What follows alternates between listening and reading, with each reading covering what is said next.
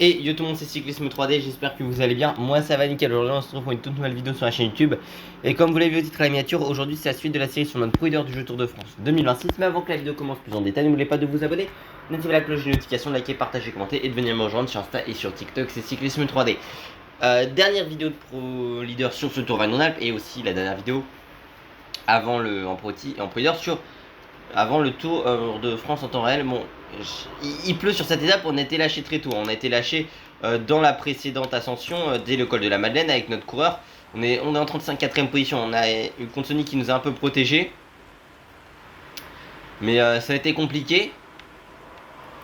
Enfin, Consoni nous a aidé sur le final, qu'on a été distancé. Mais oh, attention, on a failli partir à la faute, oui, parce qu'il pleut. Et je vous reprends maintenant parce que tout simplement Pogacar est parti à la faute avec Giulio Ciccone. Sauf que Ciccone est en chute rouge, Deredji en chute orange, et du coup il reste plus que Juan Ayuso pour nous aider, qui est en mauvaise forme pour notre équipe. Oh, par contre il va pas falloir freiner dans les virages là, parce qu'on a failli se faire très peur avec Romain. Bon, enfin faut freiner mais doucement avec Romain Bardet. En plus d'ailleurs cette descente est... Oh là là, fou. Cette descente, je disais qu'elle est considérée comme descente dangereuse. Et que descente dangereuse, ça me rappelle les objectifs des premières saisons de Pro Leader. Enfin, sur les premiers jeux TDF où il y avait un Pro Leader. Parce que tout simplement, à l'époque... Mais non, mais vas-y, mais c'est pas possible. J'ai freiné 5 km à l'avance. Attention, tu vas être moins agile pendant quelques Ah bah alors là c'est super, là on tombe et mon corps qui met 50 ans à se relever. En plus je voulais passer en mode oreillette, mais c'est pas possible les gars. Ah putain, et là il a fallu attendre que mon corps tombe pour que je puisse avoir l'oreillette. Bon, c'est génial. Bah écoutez, ouais, on est tombé, c'est super Bon bah on va se relever mais ouais, c'est pas génial, moi qui voulais un peu... Bah je disais juste que les descentes dangereuses à une époque sur TDF c'était un objectif de carry. En gros on devait arriver en tête en bas des descentes dangereuses. Sauf qu'il y en avait très peu sur le jeu. Je veux que vous rouliez derrière lui. Ouais, j'aimerais bien que... Voilà. Bon, écoutez, on est tombé. Chute de Romain. Malheureusement, c'était pas du tout espéré. On va demander à Consoni. Consoni, tu viens me protéger. Tu te bouges, tu viens me protéger, quoi. Attention à ne pas partir à la faute dans les virages, les gars. La route est Oh là là, mais les gars, ouais, ça part en couille dans cette étape. Parce que Pogacar est à 1 minute du groupe Remco Evenepoel. Heureusement, Consoni est censé venir me protéger. Mais les gars, Consoni, t'es censé venir me protéger. Tu te bouges là, je sais pas ce que tu fous. Mais tu viens me protéger, allez. Oh, c'est une dinguerie, le mec il veut pas... Non, il veut pas. Bon, on se fait quand même rattraper par un gros peloton quand même, un groupe de 40. Ouais, j'espère qu'on sera dans les délais à l'arrivée, mais ouais, ça a beaucoup... C'est très mouvementé cette étape là. Bon, Pogacar va revenir sur le peloton, même si ça va être difficile pour lui. Il avait des Reggie, Ciccone lui est à l'arrêt. Giulio Ciccone, bah de toute façon il peut quasiment plus rien espérer, il est en chute rouge. On est dans le col de la Croix de Fer, c'est 23 km à 6,8% de pente moyenne.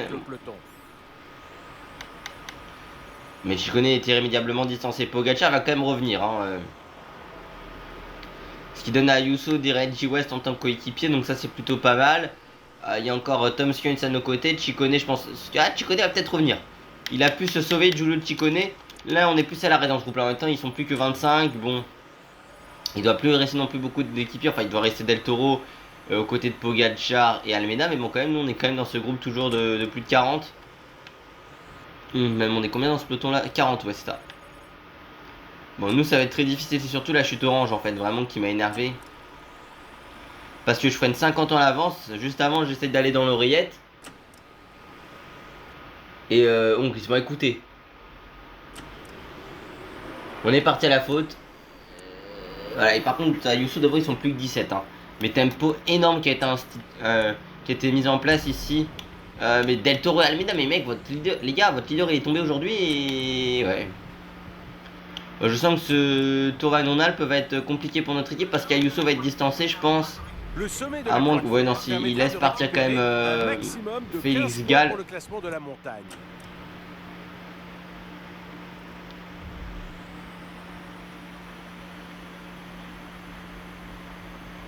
Ils ont laissé plus de 2 minutes, il y a un groupe de 20 encore. Nous on va être très loin au sommet de cette ascension, mais bon écoutez. Est-ce qu'il est devant nous encore contre Sony ou il est derrière? Il est derrière. Petite portion descendante de quelques instants. Allez, nous on va terminer plutôt tranquille. De toute façon, notre objectif c'est d'être dans les délais à la fin de ce Dauphiné. C'est seulement notre deuxième étape de montagne terminée, je le rappelle également. Et nous on va se retrouver tout de suite, vous savez, dans le final de cette étape. Ah non, mais cette étape est plus qu'étonnante, hein. On est parti à la faute comme vous l'avez vu tout à l'heure. Bah écoutez, ça arrive, hein, mais c'est vrai que c'est étonnant. Nous on est tout seul dans la nature avec Romain Bardet. Il y a Jonathan Milan qui est derrière nous. Bah, ils sont une minute derrière en vrai, Jonathan Milan et Simone Consoni. Donc on va les attendre, je pense. Voilà, et on va rester à leur côté. Même si on va demander à Consoni de venir nous protéger très clairement. On fait groupe Eto là. On a essayé de tenir, on était 35e au sommet de la première ascension. Et puis après on a explosé. Ayuso qui est toujours dans ce groupe des favoris en direction de Valmeinier. Même si l'énergie commence à être compliquée pour notre leader, du coup, je vais pas dire leader par défaut parce qu'on avait quand même, on était censé avoir Joe Ciccone, mais bah, le pauvre il est tombé. Et il a un peu revu la tête de course, mais après c'était plus que difficile pour lui. Par contre, j'avoue, nous qui étions censés demain tenter des points du classement de la montagne, vu qu'on a une chute, ça va être beaucoup plus compliqué.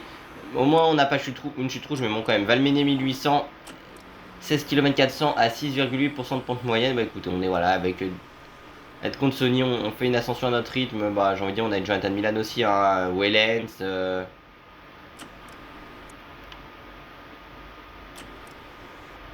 Petit groupe Eto. Et ils sont à 4 km du sommet, eux devant avec Juan Ayuso encore pour notre équipe. Mais je pense que ça va être limite être le prochain craqué, Juan Ayuso. Hein. Il ne reste plus que 2 km à parcourir pour les hommes de tête. On se dirige vers un sprint. Allez, est-ce que Juan peut tenir? Ouais, non, ça va être fini pour Juan Ayuso. Qui craque ici quasiment en premier. Enfin, ouais, quasiment dans les premiers à craquer là, enfin dans les derniers. Il doit être 8ème pour le moment, Juan Ayuso. Ça va être difficile pour lui. Allez, Juan Ayuso, combien de temps il va finir au sommet? Parce qu'en vrai, s'il peut se rapprocher au général, pour nous, ce serait tout bénef. 8ème au sommet pour Ayuso. Non, Almeida, il finit avec Joao.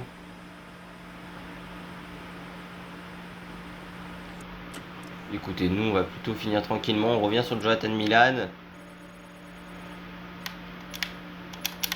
Ils ont même pas pris leur gel bleu les deux. Enfin, j'aurais demandé tout à l'heure, mais visiblement, ils se sont arrêtés que quand leur barre était au bout. On va juste monter à notre rythme avec Romain Bardet. Mais on fait une plutôt belle ascension. Par contre, l'étape de demain me fait ultra peur, hein, je vais pas vous mentir. Isa Del Toro qui a fini très très long aussi aujourd'hui, hein, Del Toro.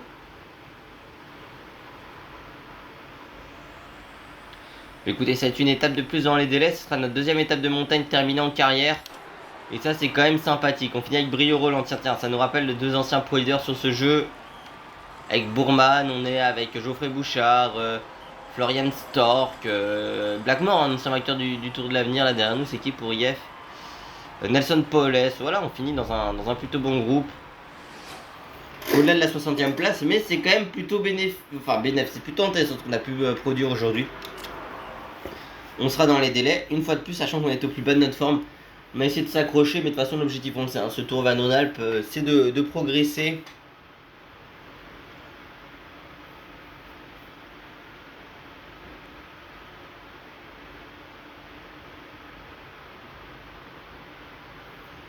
Si on peut être à 73 de général avant le tour, ça pourrait être pas mal parce que deux étapes de montagne terminées, une de moyenne montagne, 200 km d'échappée en solitaire. On se rapproche également d'un objectif d'étape hors contre terminé. Peut-être les 20 ont été dépassés, je pense.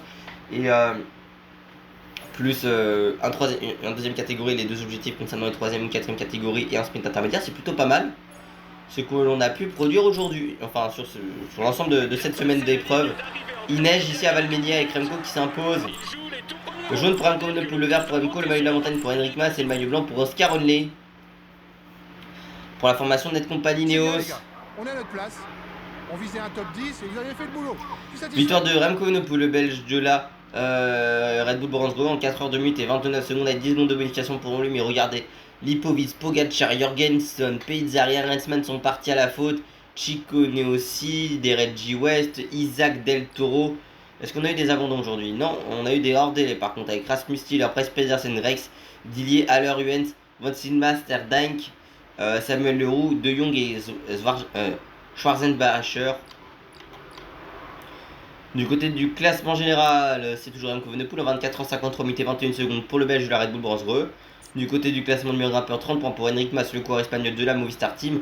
Du côté du classement par points, 70 points pour Remco Evenepoel, le Belge de la Red Bull Bronsreux. Et puis du côté du classement des jeunes, en 24 ans 56 minutes et 7 secondes, c'est Oscar Onley, le Britannique de la Net Company Neos qui est en tête de ce classement. Et puis du côté du classement par équipe, c'est l'équipe Net Company Neos, l'équipe britannique en 74 ans 58 minutes et 32 secondes. Et puis du côté du classement de combativité, 452 km pour Emile Verstringue pour l'Alpecin Première Tech, avec 452 km pour lui. Attendez, Samuel Leroux a fini hors délai. Et oui, il a fini hors délai, alors c'est vrai que j'ai pas les chutes avec abandon. Et par contre, hors délai, et ça c'est un autre avantage parce qu'on peut aller chercher ce classement. Du côté du classement pro cycling individuel, plus 34 PPC, 468 PPC pour Remco Evenepoel, le Belge de la Red Bull Bronsreux. Et puis du côté du classement pro cycling par équipe, plus 22 PPC, 869 PPC pour l'équipe émiratide de l'AUE Team Emirates XRG. Et puis nous on va se retrouver tout de suite dans le final de la prochaine étape qui elle va s'annoncer très importante pour nous. On va devoir contrôler notre équipe parce qu'on a quand même des objectifs de difficulté à passer en tête. Allez, à tout de suite. Allez, le final de cette étape, j'ai envie de vous dire, final de cette étape qui va être assez compliquée. On a tenté de faire rouler à 80 puissance 110 contre Sony, Milan, Ciccone, Skuns, Derek West, mais bon, entre mes coéquipiers qui ont décidé comme ça d'aller dans l'échappée et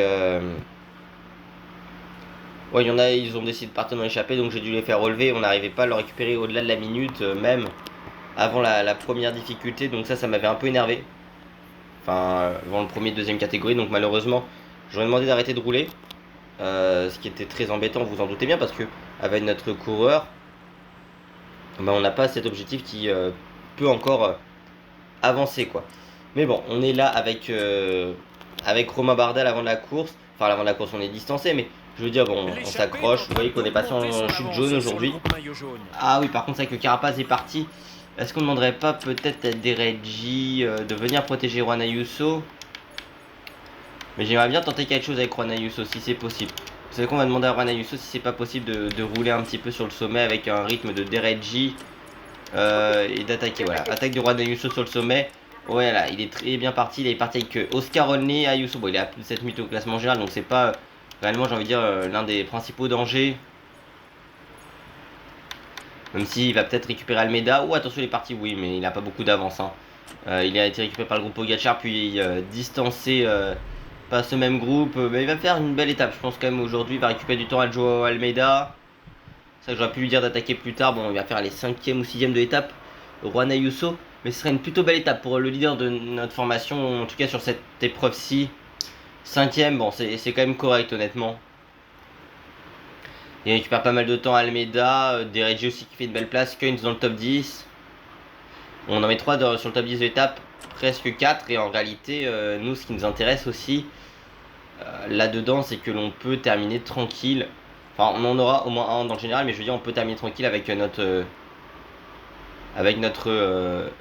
Romain Bardet. C'est quand même magnifique, hein. C'est ce plateau du Mont-Cenis où Lenny Martinez s'est imposé en dernier. C'était le dernier jour de carrière de Romain Bardet. On n'a pas beaucoup de gameplay aujourd'hui, donc on va peut-être se terminer au moins cette étape ensemble. Par contre, on aura de la progression, ça va être assez important. On voit la flamme rouge, on va terminer ce Tour Auvergne-Rhône-Alpes dans les délais, sans trop forcer avec notre petit Romain.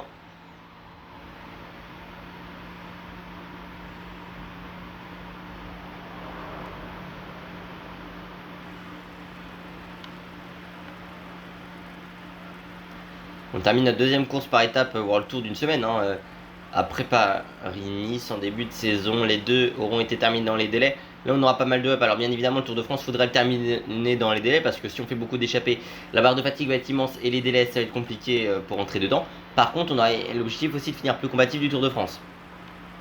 On avait échoué à très peu sur Paris-Nice et sur le Tour Auvergne-Rhône-Alpes. On aimerait le faire sur le prochain Tour de France. On termine ici avec Romain Bardet. Sur ce plateau du Mont-Cenis, on est à côté de la frontière franco-italienne. Et voilà, on termine plutôt bien cette vidéo. En tout cas, plutôt bien cette vidéo, on termine plutôt bien cette épreuve-ci, mais même cette vidéo qui, effectivement, je veux dire, sera plus courte. À chaque fois, je dis qu'elle sera plus courte, elle fait quand même la même durée que les autres. Hein. Mais voilà, c'est vrai qu'on peut dire une vidéo plus courte parce que il n'y a que 2 étapes et qu'il y a eu très peu de temps de gameplay. On a fait beaucoup de simulations sur cette première partie de saison, mais ce qui est logique, on a des statistiques qui sont assez faibles.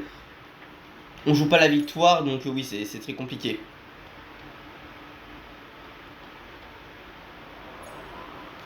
Avec notre Romain Bardet. Mesdames et messieurs, applaudissez-le bien fort. Victoire de Remco Evenepoel une nouvelle fois qui remporte ce Tour Rhône-Alpes avec la neige une nouvelle fois au sommet du plateau du Mont-Cenis. On peut dire que le tour se passe idéalement pour lui. Remco Evenepoel qui remporte bien évidemment par la même occasion le classement général. Remco Evenepoel. Il joue les tout premiers rôles cette année. Remco qui prend le maillot vert également aussi sur cette épreuve-ci. Et le maillot de la montagne est remporté par Michael Storer.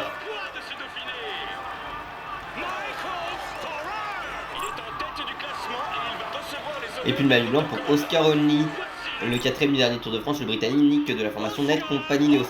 Trophée petite boucle terminé, le Tour Auvergne-Rhône-Alpes. Un nouveau trophée de débloqué sur le jeu. Avec Remco Evenepoel le belge de la Red Bull Brera entre eux en 3h38 minutes et 13 secondes avec 10 secondes de bonification. Il remporte cette dernière étape de cette épreuve. Du côté du classement général, c'est Remco Evenepoel, toujours en 28h31 minutes et 24 secondes pour le belge de la Red Bull Brera. On voit quand même que Ayuso finit 6ème et 13ème pour Ciccone malgré sa chute. Hein. Nous 60ème, bon, des Reggie 26, mais bon, voilà, du côté du classement du meilleur grimpeur, 32 points pour Michael Storer, l'Australien de la Tudor Pro Cycling Team. Du côté du classement par points, 85 points pour Remco Evenepoel, le belge de la Red Bull Brera qui a fait une démonstration sur cette épreuve, mais ce qui était logique avec toutes ces 8 heures étapes. Il en a 3 il me semble. Ouais, c'est à 3. Et en 28h36 minutes et 8 secondes, c'est Oscar Onley, le Britannique de la Net Company Neos, qui remporte le classement des jeunes. Et puis du côté du classement par équipe, en 86h7 minutes et 47 secondes, c'est l'équipe Emiratis de l'Ultimate XRG. Et puis du côté du classement de combativité, 452 km pour Emile Verstringue, le Belge tout simplement de la Alpecin. Première tech, avec Romain Bardet, on échoue à un peu plus de 10 km, mais bon. On aurait pu aujourd'hui, c'est vrai. Mais on essaie de se préserver pour le Tour de France, hein, dans ce cas-ci. Plus 89 PPC. 557 PPC pour Remco Evenepoel en tête du classement pro cycling individuel pour le belge de la Red Bull Brera. Après aussi c'est surtout pour la simple et bonne raison qu'avec notre blessure et notre barre de fatigue, c'était pas l'idée la plus intelligente de partir l'avant. Du côté du classement pro cycling par équipe, c'est l'équipe Emiratis de Ultimate avec plus 110 PPC, 979 PPC pour du côté de nos progressions, on est à 74 de général. Et on regarde tous les objectifs. Cumuler 200 km d'échappée en solitaire, 1 sur 1, gagner un sprint intermédiaire, 1 sur 1, passer en tête d'une côte de catégorie 3 ou 4, 5 sur 5, passer en tête une côte de catégorie 3 ou 4, 10 sur 10, passer en tête une côte ou côte de catégorie de 3 sur 3, terminer une étape hors contre-la-montre 20 sur 20, terminer une étape de montagne 2 sur 2, terminer une étape de montagne 3 sur 3, terminer une étape de moyenne montagne 3 sur 3, terminer une étape de plaine 7 sur 7, terminer une étape de vallon 10 sur 10 et terminer un contre-la-montre individuel 1 sur 1. Donc plus de plaine, terminer une étape de plaine 7 sur 7. Après le Tour de France, on aura le 10 sur 10 normalement. Si on termine dans le délai, bien évidemment, terminer un contre-la-montre individuel 1 sur 1. Et d'ailleurs, on aura peut-être même une progression là-dedans. Aussi en terminant le Tour de France. Du côté du classement. Non, pas du tout. Et les Champs-Élysées d'ailleurs aussi compteront, j'imagine. Terminer. En sprint, oui, gagner un sprint intermédiaire 1 sur 1. Qu'est-ce qui nous restera? Bah oui, des étapes de vallon, des étapes de plaine à gagner, puis les sprints intermédiaires, on en est à 1, alors qu'après il faudra faire 2 fois, 3 fois, 5 fois, 10 fois et 20 fois. Et gagner une étape de plaine, ce sera 1 fois, 2 fois, 5 fois, 10 fois, et le vallon, ce sera 1 fois, 2 fois, 3 fois. Et après, c'est classement général par point et classement général, maillot vert du Tour de France. Accélération plus 3, gagner un sprint intermédiaire 1 sur 1, passer en tête d'une côte une côte de catégorie 3 ou 4, 5 sur 5, et passer en tête d'une côte ou col de catégorie 3. On l'a fait à 3 reprises. Maintenant, il faudra juste gagner des sprints intermédiaires et des étapes de plaine. Pour augmenter en accélération et des classements par point, bien évidemment. Vallon, 5 sur, passer en tête d'une côte de catégorie 3 ou 4, 5 sur 5. Passer en tête d'une côte de catégorie 3 ou 4, 10 sur 10, ça a été fait. Terminer une étape de vallon 10 sur 10, on est à 74 vallons. C'était plus que correct. Maintenant, les seuls objectifs qui nous restent, c'est gagner des étapes en vallon très clairement. ou un classement général de la montagne. Maintenant, c'est gagner des étapes de vallon. Ça va être difficile, moi, aussi de le faire. Peut-être certaines étapes sur le Tour de France en vrai qui pourraient nous convenir. Moi, une montagne plus 3, cumuler 200 km d'échappée en solitaire. 1 sur 1, c'est fait. Passer en tête d'une côte ou col de catégorie 2. 3 sur 3, c'est fait. Il nous reste 4 à passer en tête. Et puis, bien évidemment, on termine une étape de moyenne montagne 3 sur 3. Il faudra le réaliser encore à 2 reprises. Mais on en aura sur le Tour de France normalement. Montagne plus 2, 71. Terminer étape de montagne 2 sur 2 et 3 sur 3. Il faudra terminer 5 puis 10. Mais sur le Tour de France, je pense que ça pourrait le faire. Et puis passer en tête d'une côte ou col de catégorie 2. Il faudra le faire encore 4 fois. Et puis les premières hors catégorie, il faudra le faire 2 fois, 3 fois et 5 fois au total. Et on espère le réaliser sur le prochain Tour de France. Et puis bien évidemment, l'objectif montagne, terminer le Tour de France. Donc on a l'objectif de terminer cette épreuve, bien évidemment. Qui sera l'un des objectifs. De toute façon, l'objectif sera terminer le Tour de France. Et puis après, voilà, les catégories 2, ce serait bien d'aller les chercher. D'abord le titre de plus combatif du Tour de France. Mais si on peut aller chercher les codes de deuxième catégorie, on s'en privera bien évidemment pas. Contre la montre, plus 2, cumuler 200 km d'échappée en solitaire et terminer un contre-montre individuel. J'avais parlé qu'on était à 65 la dernière fois, mais c'est 64. On était à 64 au départ du Tour Wallon-Alpes. Et puis prologue plus 1, 66, terminer un contre-montre individuel. 1 sur 1. Prologue, non ça a été fait, pardon. Endurance plus 1, cumulé 200 km d'échappée en solitaire. De toute façon là on va arriver avec nous, vu qu'on a 41% des objectifs de carte, c'est clairement un moment que je ne vais pas dire on va stagner, mais les objectifs, bon, c'est passer en tête des difficultés ou gagner. Mais il y a les sprints intermédiaires, j'espère que les sprints intermédiaires on pourra les réaliser sur le Tour de France. Et puis bien évidemment les catégories 2 et les premières World catégories.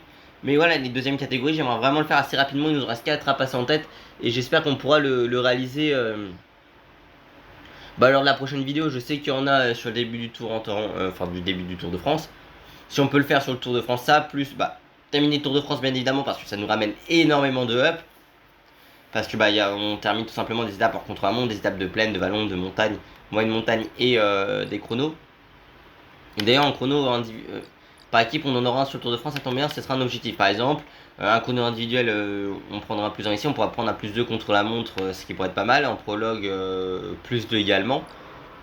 Donc ce serait vraiment pas mal. Endurance termine étape hors contre la montre 30 sur 30, ça on pourra le faire sur le prochain tour par exemple. Et puis oui, terminer le Tour de France aussi qui sera là-dedans. Voilà. Résistance, pas de par contre, donc plus 0,76. Mais voilà, sortir en tête d'un secteur 4 ou 5 étoiles, ça va être compliqué. Mais par contre, les étapes hors contre-la-montre, on a 25 sur 40. Ça, sur le Tour de France, si on termine dans les délais, on pourra le réaliser. Comme gagner le classement du super combatif du Tour de France, qui sera notre principal objectif. Voilà. Grosso modo, comme j'ai dit à plusieurs reprises dans cette vidéo, c'est terminer le Tour de France. Puis, bien évidemment, super combatif du Tour de France et les catégories 2 qu'on peut essayer d'aller chercher. Et on termine des étapes, oui, mais des sprints intermédiaires seront notre objectif aussi. Pavé plus 0,59.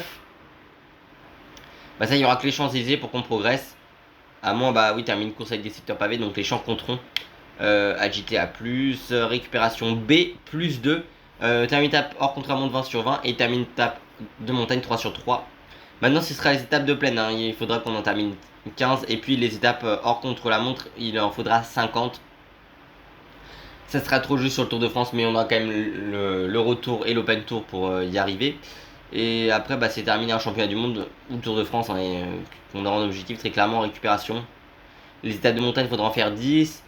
Et pareil, de toute façon, les étapes hors contre-la-montre, on en est à la moitié. Mais même, j'ai envie de dire, après, c'est très clairement gagner le classement du super combatif du Tour, le maillot vert du Tour, un classement général de la montagne, gagner le maillot à poids du Tour ou un classement général. Donc c'est bien pour vous dire qu'on a encore beaucoup d'objectifs à réaliser, mais on a pas mal progressé avec Romain avant le Tour de France. Donc déjà on aura Barcelone, et voilà, Tarragone, Barcelone, on a déjà deux difficultés de deuxième catégorie. Si on est en échappé, ce que je souhaite, j'aimerais bien qu'on aille chercher ces difficultés-ci. Les Anglosés, il y en a une d'ailleurs, mais là on va essayer de contrôler je pense. Mais voilà, les objectifs des deuxième catégorie, on peut le faire très tôt. Et puis là, il y a même un classement de en première catégorie, mais je pense pas qu'on sera à l'avance sur cette étape-ci. Par exemple, regardez Foix, très clairement il y a des deuxièmes catégories. Je pense que Barcelone, nous on sera à l'avant. Mais j'aimerais beaucoup être à l'avant sur l'étape de Foix, parce que si on peut aller chercher, enfin, s'il échappe à une chance, ce serait bien d'y être à l'avant. Pau, Gavarnie, Gèdre, voilà. Gavarnie, Gèdre, je suis pas sûr qu'on sera à l'avant, mais Bordeaux, Bergerac, on sera dans le peloton. Par contre, Ussel va être l'un des objectifs, hein, de toute façon. Très clairement, l'étape 2, l'étape 3, si on peut aller chercher les classements de la montagne, on s'en privera pas. L'étape 4 et surtout l'étape 9. Vraiment, la première semaine sera notre convenance. Je pense que les deuxième catégorie, on peut le réaliser très rapidement. Le Lioran, pareil, étape très difficile qui moi m'intéresse beaucoup de partir à l'avant dessus. En plus il y a beaucoup de deuxième catégorie. Il y a un sprint intermédiaire. C'est avec les sprints intermédiaires quand on regarde où est-ce qu'ils sont placés parce qu'il faut qu'on aille en chercher. Barcelone, ça va être compliqué mais je pense que ça va être assez intéressant. Nevers, bon ça va être tout plat, tout comme Chalon-sur-Saône. Après on peut toujours prendre des points, là il n'y a qu'un seul point. Si on contrôle, on peut passer en tête. Ça nous fait des points en étant meilleur grimpeur de l'étape aussi. Il faut y penser au classement pour cycling par équipe. Du côté de après ouais le Belfort va être l'étape qu'on visera en deuxième semaine. De toute façon ce sera le Lioran et Belfort qu'on visera en deuxième semaine. Le Marchienne et Plateau de Solution, bah là serait terminé dans les délais, termine étape de montagne. Très clairement le chrono pareil. Le chrono d'ailleurs moyenne montagne on peut. Attendez, il y a combien d'étapes de moyenne montagne sur Tour de France? Une, deux du coup. Hors contre la montre ça fait 3. On peut en terminer 3. Pour le moment, je crois qu'on est en état 3 terminé. Donc, on aura l'objectif des 5 sur 5 qui sera terminé, je pense. Il y aura Voiron aussi. Il faudra voir comment ça se situe. Alors, ça va, je suis pas sûr d'aller avant. Mais peut-être, voilà, l'Alpe d'Huez. Il faudrait essayer d'aller avant un moment. Mais bon, ça, on a encore le temps de voir. Et puis, bien évidemment, l'étape des Champs-Élysées avec les pavés. Je voulais juste voir le retour, ce que ça donne le retour. Le parcours Balvieux-Quarmont. Très clairement, l'objectif sera de passer en tête des secteurs pavés hein, sur cette épreuve-ci. Et terminer l'étape avec des secteurs pavés. Puis gagner les sprints intermédiaires aussi. Et là, ça peut être l'étape digne, très clairement, pour aller, enfin, l'épreuve pour aller chercher un classement de la montagne, hein, les gars. Remporter un maillot à poil, notre premier en carrière, ça pourrait être sur cette épreuve-ci. Du côté de Bruxelles Atodium, ce sera un autre contre-la-montre par équipe, ce sera notre troisième terminé. Longwy, Nancy et Lausanne. Et puis l'Open Tour sera Coursac, Toulouse, encore un chrono individuel, ce sera notre troisième en carrière. Toulouse qui peut être assez intéressante, l'étape de l'an dernier. On pourrait essayer d'aller chercher la victoire d'étape, en tout cas c'est ce que je souhaite, même si on sera au plus bas de notre forme. Mais on aura pas mal progressé d'ici là. Hoche, le Tourmalet et Plateau de Beille. Attendez. Si on regarde juste d'ailleurs, en étape de montagne, on en a 3 terminés en quart, donc là ça ferait 4, 5, 6, 7, 8, 9 et 10. On pourra avoir terminé 10 étapes de montagne à la fin de notre première saison de pro. Et puis après il y aura le Tour de Lombardie et Paris Tour. Le champion du monde tout plat, je pense pas qu'on y sera bien évidemment. On l'avait pas été l'an dernier sur TD25 alors qu'on avait déjà remporté une étape de vallon, qu'on avait pas mal progressé. Mais bon, cela ce sera très bientôt. Là on va faire un petit break en Pro Team Pro Leader, vous en doutez bien, parce qu'on aura le tour en temps réel, des débriefs que j'espère sortir au maximum. Et voilà. Et puis bien évidemment la vidéo qui va réellement revoyir sur tout le parcours du Tour de France et la grande preview. C'était Cyclisme 3D, pour tout bien, à la prochaine. Ciao ciao.